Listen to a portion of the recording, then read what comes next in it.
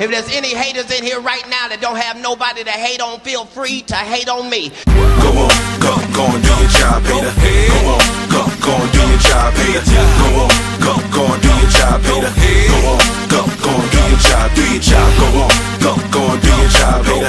Go on, go and do your job, hater. Go on, go and do your job, hater. You can feel free to hate on me, now go on. Niggas been hating on Gilly for so long. Thought I'd take a second to write you a whole song and pay respect to you niggas. Broke cocksuckers, write a check to you niggas. You ever in the club and your Chrissy just spilling? Chicks got the feeling, hands to the ceiling. Look to the side and the hater, he grilling. So many hoes, nigga, why aren't you chillin'? I just came to party, you gon' turn me to a villain. If I feel threatened, you gon' turn us to a killing. Hating cause Gilly so fresh, so clean, and the nigga necklace nothing less than a bean. Pull up in the Benz and the shoes so mean. All the hoes leave with him when he exiting. I wonder why them niggas hate on me, but I'm the K.O.P. Stay on your J.O.B. motherfucker. Go and do your job, hater. Go on, go and do your job, hater. Go on, go and do your job, hater. Go on, go and do your Boxing fans, it's your boy Jay with segment 3 of A Puncher's Chance, and the topic of this particular segment is the it factor. Now, what is the it factor? The it factor is that certain intangible characteristic that a fighter has, which makes the public attracted to the fighter, and what actually compels them to reach in their wallets, spend their money in order to fill up the arenas to watch the particular fighter fight. Now, no one really knows exactly what that it factor is. No one knows if a fighter has that particular intangible, or if they will ever have that intangible. But what they happen to do is they study the market, they study trends of what actually makes the public attracted to a fighter or not. Now, there's a lot of fighters out there that you can think about that has that it factor, but when you think of it, what exactly is it that makes them come to the arena? Because if we all knew what that was, boxing wouldn't be in the stage of the game that it is. More and more fighters will have an easier time securing big fights. More times than not, when you see fights on television, the arena would be packed, and that's not always the case, and that's because not all of the fighters who fight currently in a professional game have that it factor.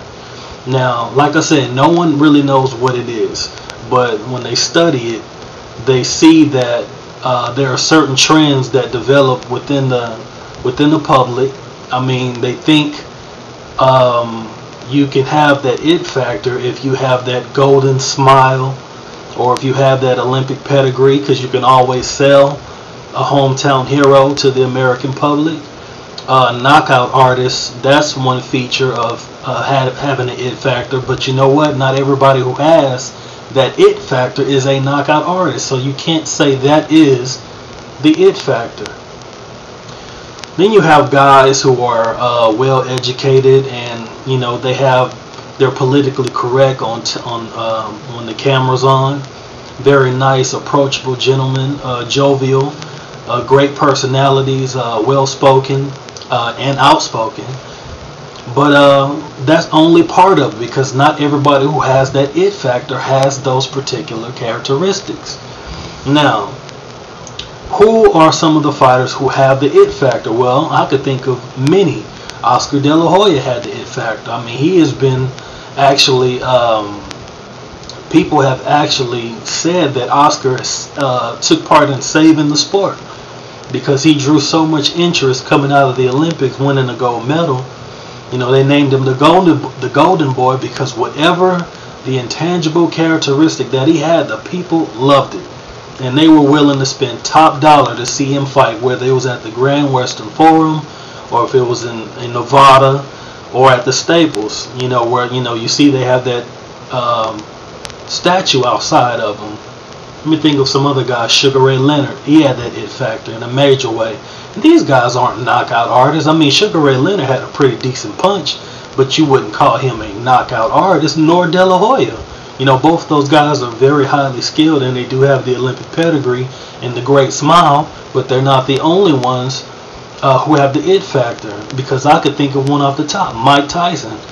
You know, people weren't attracted to his smile, you know, but the guy had knockout power. He had this certain personality where people made an association with him and, you know, beast. You know, he was an animal, you know what I'm saying? And it didn't matter how much the public really disliked him as a person. They were attracted to him as a fighter, and they were willing to spend top dollar to watch him fight for years. And Mike Tyson is one of those rare fighters who could go all over the world and sell out arenas in every country. You know, not a lot of fighters could do that. Oscar couldn't do that. You know, he was a great fighter. He definitely had the it factor, but you know, let's be honest. His primary domain was the West Coast, and nobody could touch him on that side. He owned it, you know, for years. You know what I'm saying? Roy Jones, he had the it factor. He wasn't well spoken. You know, he was, you know, very country, more country than I am. He wasn't necessarily a knockout artist, except for like at maybe super middleweight. Those were, you know, where he really had, you know, his power really caught up with his frame. It's at the super middleweight division. But who really knows what that it factor is? Now, a lot of people get it confused. They think because a person has this particular trait where they're very popular and people like to see them fight, that doesn't necessarily mean the person who has the it factor is a great fighter. I mean, there have been fighters that come through this game who has that appeal, but they did not have the skills to match it. I could think of one right off the bat. You know, rest in peace.